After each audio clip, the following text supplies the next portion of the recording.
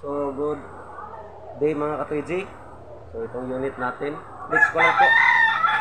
Itong unit natin. So, tanggalin lang namin lahat natin ito.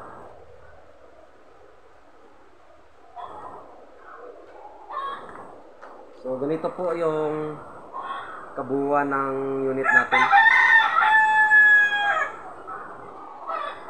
Ito po yung kabuuan ng unit natin kapag hindi naka-attach yung mga body niya.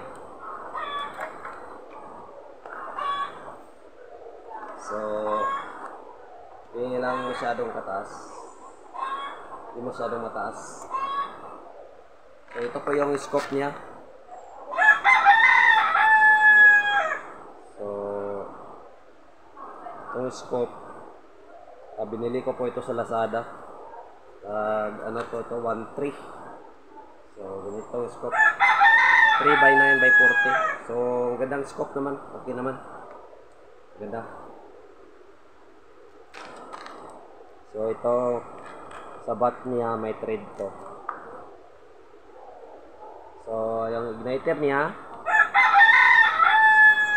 madali lang palitan. Madali lang din ibalik.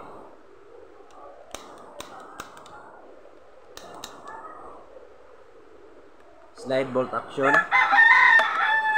So, ang bala niya nito, 8mm steel ball.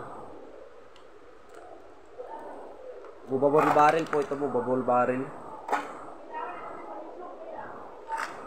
Ito, 8mm steel ball.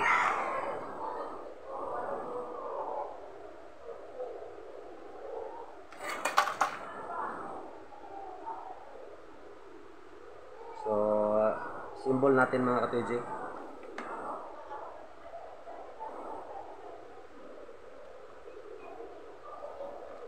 So, movable barrel po kasi ito request ng buyer natin from Cagayan de Oro City.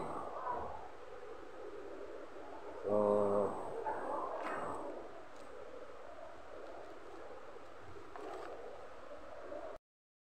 ito yung check valve natin. So, 1/2 PVC pipe po yung 1/2 male adapter po yung nilagay natin. So, dito yan ilagay.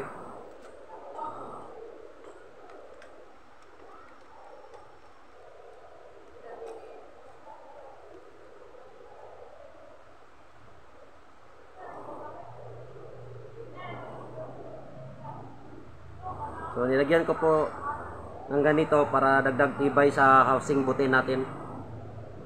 So, ito yung housing butin. So, dapat ito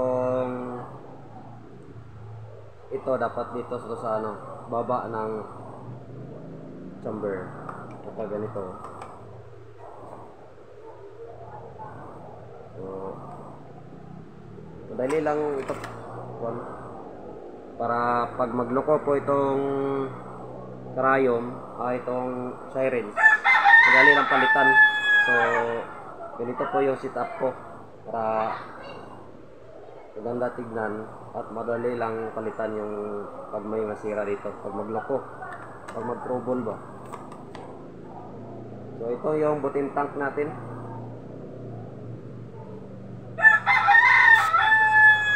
So, butin tank po natin yan. PVC din, lahat yan. PVC, ginawa natin. Saka ito, ano ito sa Pilox spray pen. So, dinaiway lang natin.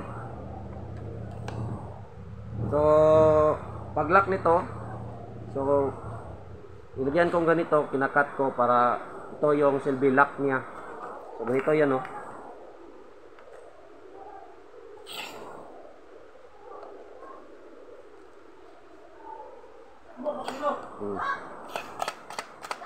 Hindi talaga yan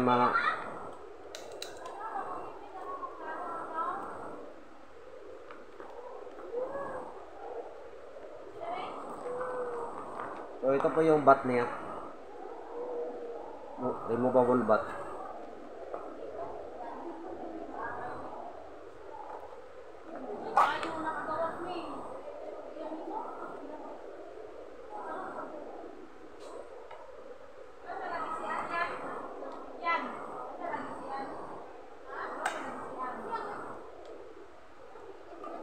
So ito na po.